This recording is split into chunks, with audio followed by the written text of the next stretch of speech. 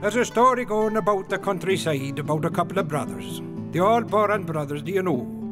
And I'm here to tell you now that the story begins many years ago, but not as many as you might imagine. It began on a midsummer's night with the constellation of Capricorn shining high up there in the clear night sky.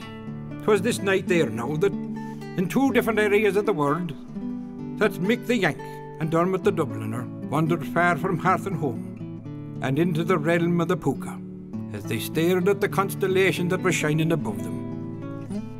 In the blinking of an eye, they were whisked away to a faraway hill in the west of Ireland, not far from the town where variations of Puck Fair have been held every year these 1,000 years and more. The hill, 'tis known to the locals as Goat Mountain, and it's normally avoided by man, woman and beast most nights of any year for fear of the Pooka and what it could do.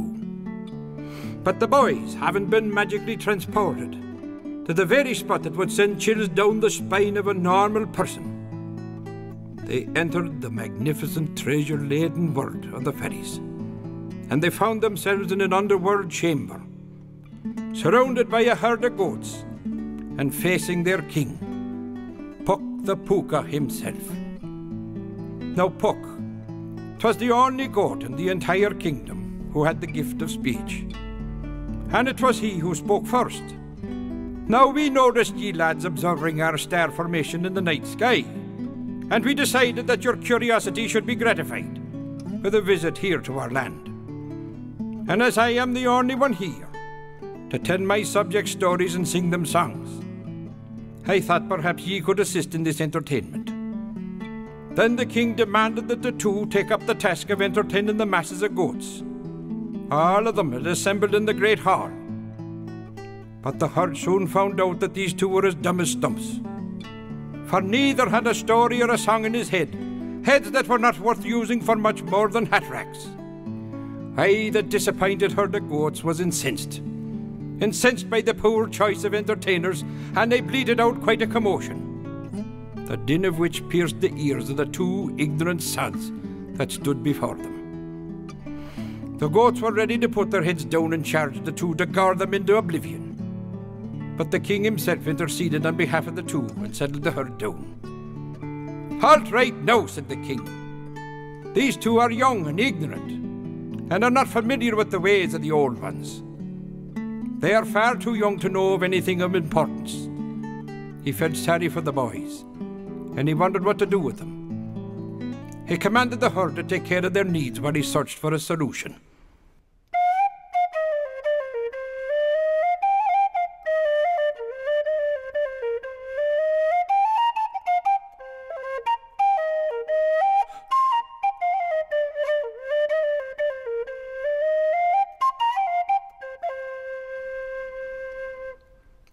Now the boys were led into another chamber, filled with ancient artifacts and tables laden with the finest of foods. Here they were wined and dined and treated like royalty, and not like the peasants that they really were. And night after night the story was the same, feasting on the finest the herd had to offer, and looking at all the ancient treasures that surrounded them. The herd, though, begod no, they resented the long nights as the king pondered the fate of the two who were spending no time telling stories or singing songs, all the things that they had enjoyed for so many centuries. The boys were helpless in exchanging entertainment for the kindnesses rendered to them. But finally now, King Puck entered the room, and he called the boys forward. Each presented himself to the king, at which time Puck presented his plan. The boys were to be given a wheel of bread made from succulent meadow grasses, a favourite of the herd, along with a container of goat's milk, to be supplied by the nannies. These were handed over to Mick the Yank, and Dermo the Dubliner was given several ancient gold coins. "These," said the king, "will help you on your journey as you begin your quest of finding the holy goat." The once bleating herd fell silent at the mere mention of the name, for none had ever laid eyes on the holy goat, but many legends had been told of the Holy One's being. The boys were struck by the silence in the great hall, and then the sound of the king's voice resonated throughout the room. Ye must find the holy goat, the king continued to explain. For it is only the holy goat who can and will bestow upon ye the gift of entertainment. And this brought great delight to the herd, and the excited bleating nearly deafened the boys once again. But remember, warned the king, should ye not succeed, it will be none the worse for us. But ye will both feel the horns of my subjects, and that will be the end of ye. The two sons of their fathers were cast out and sent on their way in search of the holy goat. Now they knew neither where to look nor what to look for, as they hadn't a clue what the holy goat looked like.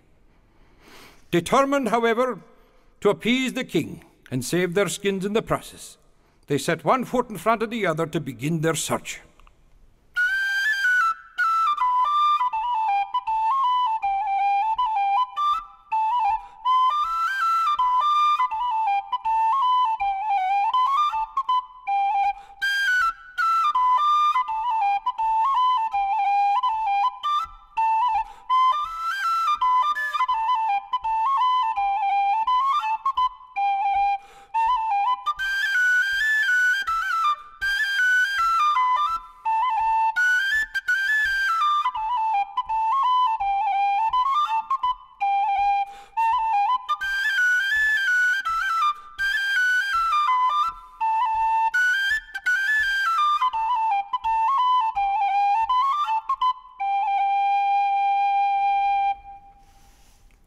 Ah, no.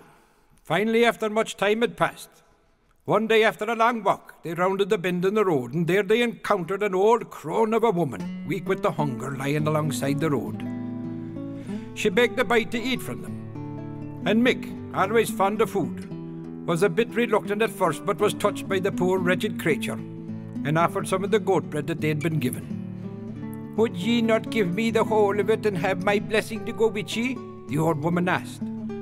Dermot encouraged Mick by saying that he might as well, as there was not enough to sustain the both of them anyway. With that, Mick handed over the wheel of bread, and they turned on their way down the road. Not long afterwards, at the bottom of a large hill, they came across an old wizened man who sat there caressing his feet, which were calloused from the lack of shoe leather. The old fellow told his story, that he had worn out the only shoes that he had had, walking the length and the breadth of the countryside in search of an honest day's work. He explained to the boys now that if he had the money to buy new leather, he could walk on, and he felt that he was surely close to employment. Now Dermot, he was always fond of a coin in his pocket. He was touched by the man's sincerity, and asked the man how much it would cost to purchase new shoes. He was startled to hear that there was the very amount that the goats had given him. Now Mick told Dermot, he says, one pair of shoes wouldn't do the both of them any good, but it would benefit the old fellow to no end. So Dermot handed over the gold coins, and they turned on their heels and they continued on down the road. Not long over the hill, the two came across an ugly old hag of a woman, a big lump of a creature, whose face alone would make you think twice about going near. "'Tis the thirst," she explained, "for I cannot go on as the thirst is on me, boys. I beg of you for something good to drink." Now the boys looked at one another, for all they had was the container of Nanny's milk. Both shrugged and looked at one another as if to say, "Ah, why not?" And they handed over the container of milk to the old hag. She took a big swig of it and handed the container back to Mick. "Have a drink," she said. Mick thought twice, considering the lips that had just touched the container. "It's rude not to drink with a lady," says she. So Mick put the container to his lips and took a big swig of the refreshing liquor. "Now you," she said to Dermot, "have a go at it." "Well, here goes nothing," said Dermot to himself, as he gulped down a few precious drops of the liquid in the container. As they turned to the hag, they found that she had vanished, and in her stead was a beautiful goat with a lovely set of horns and fine fur. They were startled to see the creature as it explained that it was indeed the one whom they had been searching for. 'Twas the holy goat, and it was the same holy goat who had taken up as the crone the old man and the hag to give them a test on their journey. And as it was explained to the boys by the holy goat that kindness is always repaid with kindness, with that the holy goat produced and handed over 2 drums, bodhrans, that's what they were called, Take these, and they will inspire you to do what ye were meant to do. They are stretched with the finest of skins, from the ancestors of the goat herd that had taken you in and entertained you with food and treasures. By beating on these skins, you will always be close to them no matter where you go in life, and there will be no shortage of entertainment wherever you go. With that, the holy goat disappeared.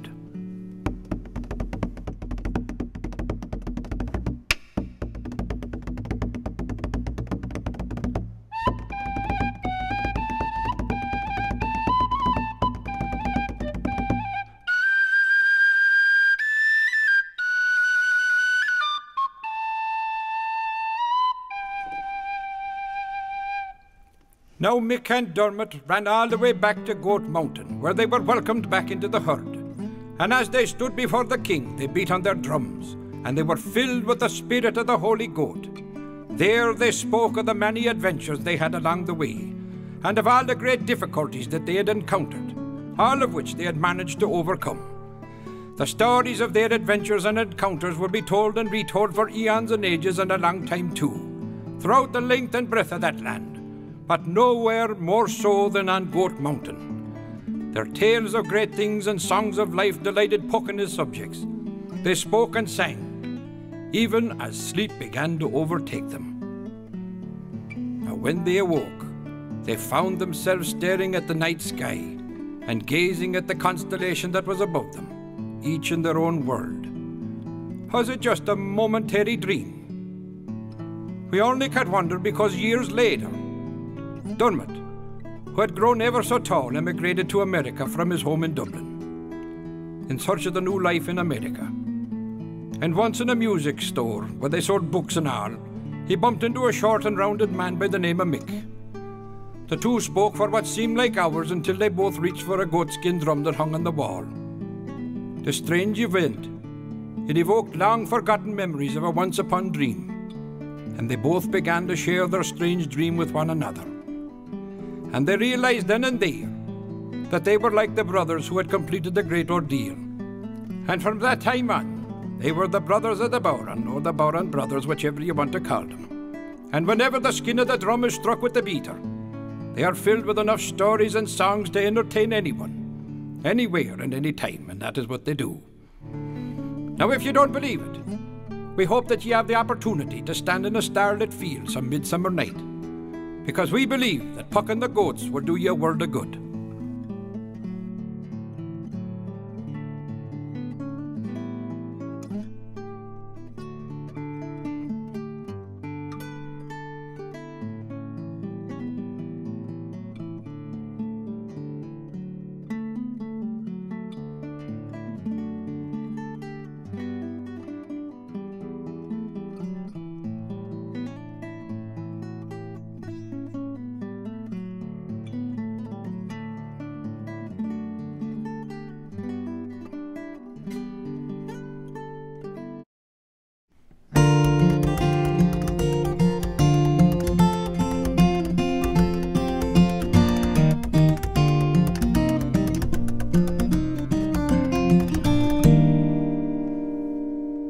Mr. Patrick McGinty, an Irishman of note, came into a fortune and bought himself a goat. Says he, sure of goat's milk I'm sure to have me fill o', but when he got his nanny home he found it was ill. Now all the ladies who live in Killaloo, they're all a-wearing busses like their mothers used to do. Oh, they each wear a bolster beneath their petticoat, and leave the rest to Providence and Paddy McGinty's goat.